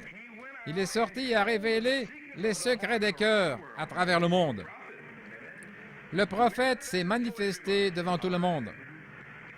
Maintenant, remarquez. Il dit dans ton second pôle, tu as essayé d'expliquer ça à tout le monde et tu as fait un tas d'imitateurs charnels. Puis, il lui a donné une vision. Et il dit que dans cette vision, il est allé très haut dans le ciel. Il était en dessous, ce sont ses paroles maintenant, il était au-dessus d'une grande tente. Maintenant, dans la tente, il a fait un appel à l'autel. Il semblait que des centaines de personnes étaient venues en pleurant, acceptant le Seigneur Jésus. Puis il a appelé une ligne de prière. Et il y avait une longue ligne de prière. Puis la voix a dit, « Regarde en bas, à ta gauche. » Et là, alors qu'il se trouvait sous cette tente, il a regardé vers sa gauche et il a vu un petit bâtiment. Voyez? Maintenant, remarquez. Il dit, qu'en le regardant à nouveau, il y avait une toile tendue en travers. Derrière la toile se trouvait un petit bâtiment carré d'environ 12 pieds sur 20. Remarquez maintenant, dans ce petit bâtiment, derrière cette toile, une femme sur une civière et un homme sans bras, ils sont passés par là et sont ressortis de l'autre côté guéris. Maintenant, vous commencez à voir comment ce ministère de l'attente a commencé en 56. C'était dans cette petite pièce. Et une personne leur a posé une question, ils ont dit, je ne sais pas ce qui s'est passé, je suis entré, mais je suis ressorti guéri, et je ne peux pas l'expliquer. Je suis entré dans cette petite pièce, et j'en sors guéri. Alors le prophète de Dieu a dit, il y a une différence entre l'ange du Seigneur et cette lumière. Parce que la lumière a quitté Frère Branham et est allée se placer sur le sommet de ce petit bâtiment, puis elle s'est installée sur le sommet de ce petit bâtiment. C'était comme du feu. Maintenant, la voix a parlé là où il se tenait, disant, « Je te rencontrerai là-dedans. » Vous voyez? La voix a dit, « Je te rencontrerai là-dedans. » Et la voix a dit, « C'est le troisième pôle, mais personne n'en saura rien. » Frère Branham dit, « Je ne comprends pas. Pourquoi là-dedans? » Il a dit, « Ce ne sera pas un spectacle public cette fois-ci. » Frère Branham a dit, « Je ne comprends pas pourquoi aller dans cette chambre comme ça. » Or, la chambre, c'est une pièce privée. Amen. Il a dit, maintenant c'est Dieu qui parle, sa voix, n'est-il pas écrit par notre Seigneur dans Matthieu 6, 6? Laissez-moi lire l'Écriture. Matthieu 6, 6. Maintenant, remarquez comment Dieu va confirmer son troisième pôle par la parole de Dieu, par la parole. La parole par la parole. Mais toi, quand tu pries, entre dans ta chambre. Et quand tu auras fermé ta porte, prie le Père qui est dans le secret. Et ton Père qui voit dans le secret te le rendra ouvertement. C'est l'écriture qu'il a donnée à son prophète pour cette petite pièce-là dans le secret. Amen. Quand tu pries, ne sois pas comme les hypocrites qui aiment être entendus par les hommes. Il faisait référence au fait de se montrer en public, vous voyez. Mais entrez dans votre lieu secret. Et Frère Branham a dit, c'est parfaitement conforme aux Écritures chaque fois. Frère Branham a dit, je comprends. Puis il m'a emmené à cet endroit et m'a installé dans cette pièce où je me trouvais. Remarquez maintenant, dans la vision, Frère Branham a été emmené dans cette petite pièce, vous voyez. Et ensuite il dit, dans la pièce, alors, il m'a dit ce que je devais faire la troisième fois. Autrement dit, Dieu lui a parlé et lui a dit comment s'occuper des gens la troisième fois. Pour la deuxième fois, il leur a tout dit. Il a essayé de l'expliquer. Mais la troisième fois, il lui a dit, ne leur dis pas. Parle-leur en parabole, car tu seras confirmé en tant que prophète. Nous voyons donc maintenant que son prophète a commencé en 1956. Il y avait un groupe de personnes qui sont venues là dans le désert et commençaient à entendre parler d'une tente. Est-ce que je peux travailler là, Frère Branham? Est-ce que je peux faire ça ici, Frère Branham? Voyez-vous ce que je veux dire? Pendant ce temps, il prêche la parole de Dieu et ces gens ont suivi jusqu'au bout du désert, cherchant à être dans cette tente. Et ils sont encore là pendant ce temps. Il a prêché la parole en tout temps, en saison et constamment. Mais remarquez, mes amis, c'est au cours du troisième pôle qu'il a fait l'appel à l'autel pour l'épouse. Le troisième pôle. Nous trouvons alors qu'il a dit que cela devait être un secret. Il a dit maintenant à mes chrétiens, quand je quitterai ce monde, cela sera encore dans mon sein. Maintenant, soit il dit un mensonge, soit certains hommes que nous connaissons à propos de ceci et cela, il faut que ce soit ici, quelqu'un dit un mensonge. Mais moi je crois le prophète. Voyez-vous ce que je veux dire? Car Dieu a dit au prophète, ne leur dis pas. Et le prophète a dit, je le garderai secret jusqu'à la tombe, je ne dirai pas le secret. Voyez-vous ce que je veux dire? Et l'Écriture dans Apocalypse 8 nous dit, quand il ouvrit le 7e sceau, ce qui est Christ, il y eut un silence. Rien. Nous voyons donc que le ministère, parce que l'ange lui a parlé, a été frappé de mutisme. Ils ne le croient pas. Ils suivent pour savoir, avez-vous le ainsi dit le Seigneur cette fois-ci, frère Branham? Est-ce que c'était ainsi dit le Seigneur? Il venait de terminer de prêcher la parole de Dieu. Alors maintenant, mes amis, nous trouvons cela doit être dans la parole. Nous voyons ici dans le Deutéronome. Vous êtes toujours avec moi? Amen. Nous trouvons ici dans Deutéronome 33. Remarquez maintenant. Nombre 33, Deutéronome. Exode 33, pardonnez-moi. Et Moïse prit le tabernacle, cette tente, un tabernacle, et le dressa hors du camp, loin du camp, et l'appela le tabernacle de la congrégation. Et il arriva que tous ceux qui cherchaient l'Éternel allaient vers le tabernacle de la congrégation qui était hors du camp. Lorsque Moïse sortait pour aller au tabernacle, tout le peuple se levait et se tenait chacun à la porte de sa tente et regardait Moïse jusqu'à ce qu'il fût entré dans le tabernacle. Et comme Moïse entrait dans le tabernacle, la colonne en forme de nuée descendait et se tenait à l'entrée du tabernacle. Et le Seigneur parlait avec Moïse.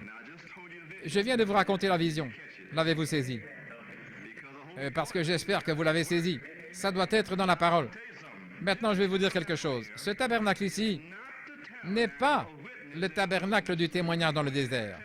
Car dans ce tabernacle, Aaron, le grand prêtre, avec ses belles robes, il entrait là, et dans différents compartiments.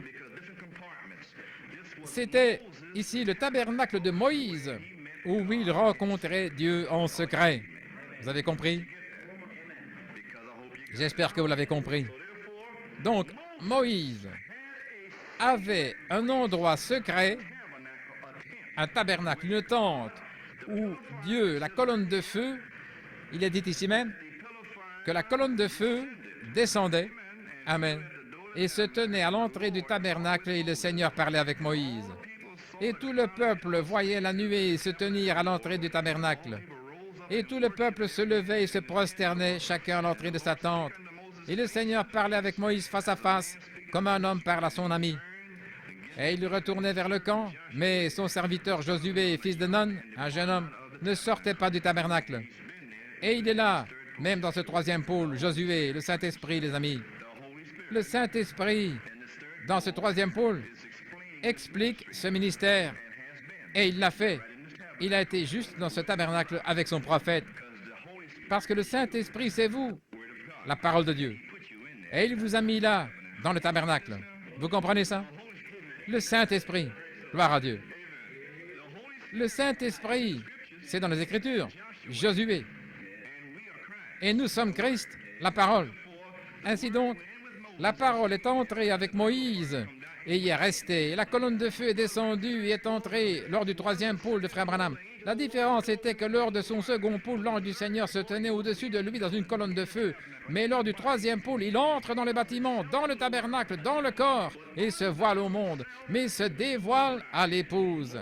Moïse, quand il est descendu de la montagne, il brillait de la gloire de Dieu. Il a dû se voiler, amen, à Israël. Il a dû se voiler. C'est exactement ça. Et donc le prophète était voilé au monde. Le sacrifice a quitté le trône de miséricorde. Il est venu sur la terre à Jeffersonville en Indiana Et là, le 7e sceau a été ouvert, et là, le sacrifice a été dévoilé à l'épouse de Jésus-Christ. Nous avons dû quitter les camps. Nous avons dû aller au-delà des camps. Amen. Tous ces camps baptistes, méthodistes, pentecôtistes, nous les avons quittés en 63. Et Josué, la parole, y est allée. Et il y est encore maintenant. Et Josué nous prend en charge aussi. Amen. Mais pas un homme. Quand nous avons un journal, ainsi dit le Seigneur, un certain frère en Indiana est supposé être Josué. Nous en parlerons peut-être mercredi. Mais cependant, nous savons que Josué est un type du Saint-Esprit. Amen. La parole de Dieu. Et il a dit aussi, le 3e pôle, il ne m'affaiblira plus. Vous avez compris? Ça ne m'affaiblira pas. Quand le prophète de Dieu, quand vous tirez sur le don, cela l'affaiblit. Et il se tenait debout et devait aussi être transporté dehors parce que la vertu sortait de lui. Mais quand Dieu lui montrait ceci ou cela, cela ne l'affaiblissait plus. C'est ainsi qu'il l'expliquait. Voyez-vous ce que je veux dire? Eh bien, son 3e pôle ne serait pas un spectacle public où il serait affaibli et tituberait comme ça parce que vous tirez. Il aurait la parole qui ne faiblit jamais. Il parlerait de la parole. Et il imposait simplement les mains, il parlait la parole et les gens étaient guéris. Parce qu'il m'a appelé l'été dernier, il a prié pour la sœur Lawson là-bas. Son os de la mâchoire a été restauré. C'est un cancer de l'os de la mâchoire. Elle est juste ici de l'Assemblée. Il a juste prononcé la parole. Rien n'est sorti de lui. Dieu l'a fait lui-même. Amen. C'est le 3e pôle, mes amis. Vous me lisez, vous me comprenez? Eh bien, pensez combien Dieu vous a béni de savoir qu'il nous a appelés dans ce ministère, qu'il a envoyé un prophète avec 3 pôles. Le 1er pôle, il avait un signe. Le 2e pôle, la colonne de feu, le signe de la résurrection pour le monde d'ici. Mais le 3e pôle, c'était aussi un signe. Un prophète est un signe. Voyez-vous ce que je veux dire? Mais lors du 3e pôle, le prophète, messager et le message sont devenus un. Le message est Dieu et le prophète est le messager. Mais dans le 3e pôle, Dieu vient dans le prophète. Et alors, vous voyez la parole du Seigneur, Malachie 4, c'était là, la promesse complète. Alors, ce messager, ce message 1 devient un signe pour le monde. Quand il voit un prophète se lever sur la scène avec un message, réprimant et aussi démolissant, le jugement arrive. Eh bien, nous savons, mes amis, que le prophète de Dieu a prédit que la Californie va couler. Amen. Nous savons donc que nous avons beaucoup d'amis là-bas et ainsi de suite. Et ils partent en masse. Et maintenant, je dis ceci. Il faudrait que la Californie coule avant l'enlèvement, parce que s'il enlève son peuple de la Californie, alors il n'y aurait pas besoin qu'il quitte la Californie. Amen. Donc, il faut qu'il sorte avant l'enlèvement. Et ensuite, je crois que l'enlèvement, que le naufrage de la Californie, le tremblement de terre plutôt, viendra au moment de la résurrection. Entre la résurrection et l'enlèvement, la Californie coulera. Et mes amis, cela enverra l'Amérique à la faillite. Rome a 68 réserves d'or en lingots. Écoutez, depuis 63, quand Dieu est entré en scène par son prophète Malachie 4, Judas et Jésus sont venus en même temps. Caïn et Abel, Judas et Jésus, et maintenant Christ et le pape. Et les voilà. Et voici Élie, William Branham sur la scène en mars. En juin de l'an 66, le pape Paul VI, âgé de 66 ans, lors du 66e scrutin, il a été élu le 6 juin, il est arrivé au 6e mois, et à Rome, ils ont eu le 3e concile du Vatican. Pendant 3 ans, il a nourri le monde de sa doctrine. Il a dit, « Venez, mes frères bien-aimés. » Monsieur Duplessis est allé là-bas, il a dit, « N'est-ce pas merveilleux ici à Rome? Ils ont le même esprit que moi, sans même savoir qu'ils ont l'esprit du diable là-bas. » Comment cet homme peut-il dire ça? Il a dit, on n'est pas spirituel ici. N'est-ce pas merveilleux? Ici, ces hommes se tiennent ici, fumant et buvant du whisky à Saint-Pierre, dans les sous-sols là-bas, des évêques. C'est vrai. Buvant du whisky fort et fumant des cigares et des cigarettes. Et Duplessis dit, n'est-ce pas merveilleux? Le même esprit. Voyez-vous ce que je veux dire? Nous voyons donc, mes amis, que cet esprit, l'esprit de l'Antéchrist, se déplaçait à travers les églises. Un esprit d'église et l'esprit d'épouse, qui est le Saint-Esprit. Et là, il s'est déplacé, il a même appelé Bouddha, hindou, musulman, tout le monde. Il a même pardonné les péchés des Juifs. Et le monde est aveugle.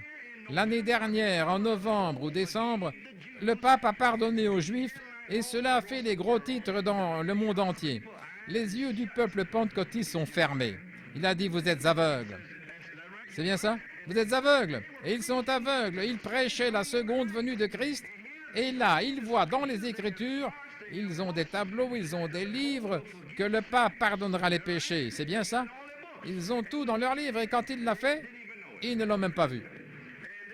Et là, les brebis de Dieu sont assises dans ces églises pentecôtistes et personne ne leur dit rien.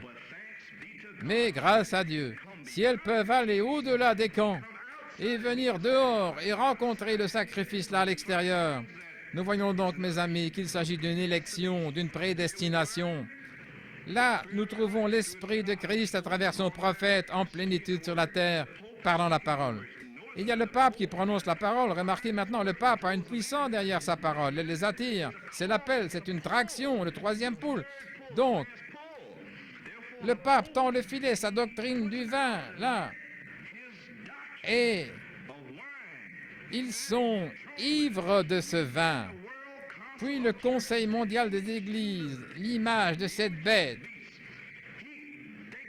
Ils s'avancent et ils doivent avoir leur réunion en Suisse ici cette année. Maintenant, le Conseil mondial va forcer ceux qui sont ici en Amérique à le rejoindre. Et le pape sera assis derrière, là, sur son trône. La Californie va couler, l'Amérique va faire faillite. Ils devront se tourner vers Rome. Et Rome a tout l'or, tous les lingots d'or. Les églises catholiques deviennent le centre et tous les différents quartiers qui doivent s'y rendre pour manger, acheter ou vendre. Dans leur petite maison paroissiale, le prêtre va devenir le pouvoir dans le quartier. Ça va arriver, c'est ainsi dit le Seigneur. Et cela va se produire en peu de temps.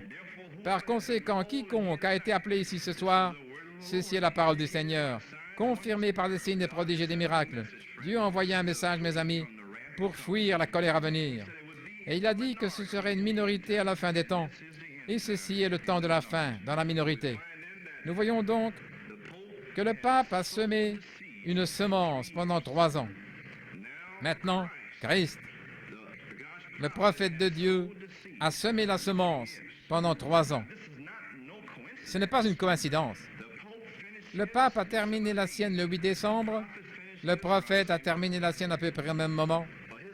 Sa dernière était le 12 décembre, plutôt à l'église, dans le message de la communion. Mais il a terminé en Californie vers le 8, et le pape a terminé à peu près en même temps. Ainsi, on a semé les semences sont semées, la semence sodomite est semée, la semence de la guerre raciale est semée. Korah et toutes ces personnes différentes, ce sont des semences qui ont été semées dans le cœur des gens de couleur pour qu'ils se lèvent et ainsi de suite. Et ces semences, les semences du Ku Klux Klan, toutes ces sortes de semences, c'est le temps des semailles. Maintenant, vous ne pouvez pas récolter en période de semailles. Nous attendons la saison des récoltes. Dieu nous a envoyé le Saint-Esprit. Il tombe sur les justes et les injustes. Quelle que soit la semence qui est dans le cœur, elle sort, elle mûrit. La semence a donc été semée dans le cœur de l'épouse. Elle est un agneau, elle attend le roi qui viendra bientôt dans la résurrection. Les morts en Christ ressusciteront premièrement. Ils marcheront sur la terre et ce sera un signe pour l'épouse que la résurrection est en marche. Ce sera caché aux autres, car les morts en Christ apparaissent à l'épouse. Christ n'est apparu qu'à l'épouse. Pierre, c'est tout. Les autres ne l'ont pas vu. Voyez ça maintenant, ils ne l'ont pas vu. Et Marie ne le connaissait même pas. Il a dit, Marie, Amen. Lazare, il a dû dire, Lazare, il nous appellera par nos noms à la résurrection. Ce sera donc secret. Le Dieu, numéro 7, s'est glissé dans les années 60 pour rattraper une épouse, pour l'enlever comme un voleur. Nous disons donc ces choses, mes amis, pour vous exhorter, pour vous faire savoir ce que Dieu a fait pour nous, pour vous faire savoir que de temps en temps, Dieu changera les services, mais vous devriez juste l'accepter et louer Dieu et remercier Dieu, car vous ne savez jamais ce que le Seigneur va faire. Parce que ce matin, frère Hunt, il prêchait ici, c'était merveilleux. Et à mi-chemin, bam, vous vous êtes refermé. Il s'est passé quelque chose ici ce matin. Il m'a montré ses notes, il a abrégé parce qu'il ne pouvait plus prêcher. Ce matin. C'est arrivé ce matin juste ici. Ainsi, nous voyons, les amis, que prêcher ce message, c'est un effort. Nous sommes absolument épuisés. Car si Dieu vous montrait les puissances démoniaques ici, vous ne pouvez pas les voir, mais elles sont là. Et elles sont sur des gens. N'avez-vous pas entendu le prophète de Dieu dire que les 600 000, 200 millions de démons sont relâchés sur l'épouse? C'est exact. Et quand vous venez avec la parole, vous devez couper à travers cela. C'est un raisonnement. Maintenant, sondez vos cœurs ce soir. Parce que combien d'entre vous allaient faire ceci ou cela, et c'est mal, et ceci est mal, et c'est mon droit, ils auraient dû le faire de cette façon, et ainsi de suite. Nous devons tailler à travers ça, c'est vrai. Et quand ça passe enfin, alors vous êtes libre. Et on y est. Voyez-vous ce que je veux dire? Voilà ce que c'est de prêcher l'Évangile, la parole, le message. Maintenant, vous pouvez simplement prêcher un message léger sur Jésus-Christ, vous savez, l'amour et les malades, et ainsi de suite. Mais prêcher cette parole au sujet du pape, et ceci et cela, et ainsi de suite, et le message de l'heure, et l'épouse et la résurrection, c'est difficile. Le diable ne veut pas que cela sorte. Il ne le veut pas. Le prophète de Dieu est mort. Il a dit que le message avait atteint le camp. Amen. Bien qu'elle ait été meurtrie et battue et calomniée, cette colombe. Mais le message est arrivé et est tombé sur le sol dans le camp. Quel camp? Le camp de Dieu. Amen. Le camp de Malachie 4. Et le message est maintenant sur bande, il est sous forme de brochure, et Dieu est dans cette parole, il l'a fait pénétrer dans nos cœurs. Gloire à Dieu. Pouvons-nous dire Amen? Prenons la page 114. Nous remercions Dieu pour ce qui s'est passé ce soir. Et nous le louons. Et nous prions, Seigneur, que le Saint-Esprit agisse et révèle au cœur ce qui s'est passé et a montré à son peuple. Alléluia. Aimez-vous le Seigneur. Amen. Le repos éternel. Gloire au Seigneur.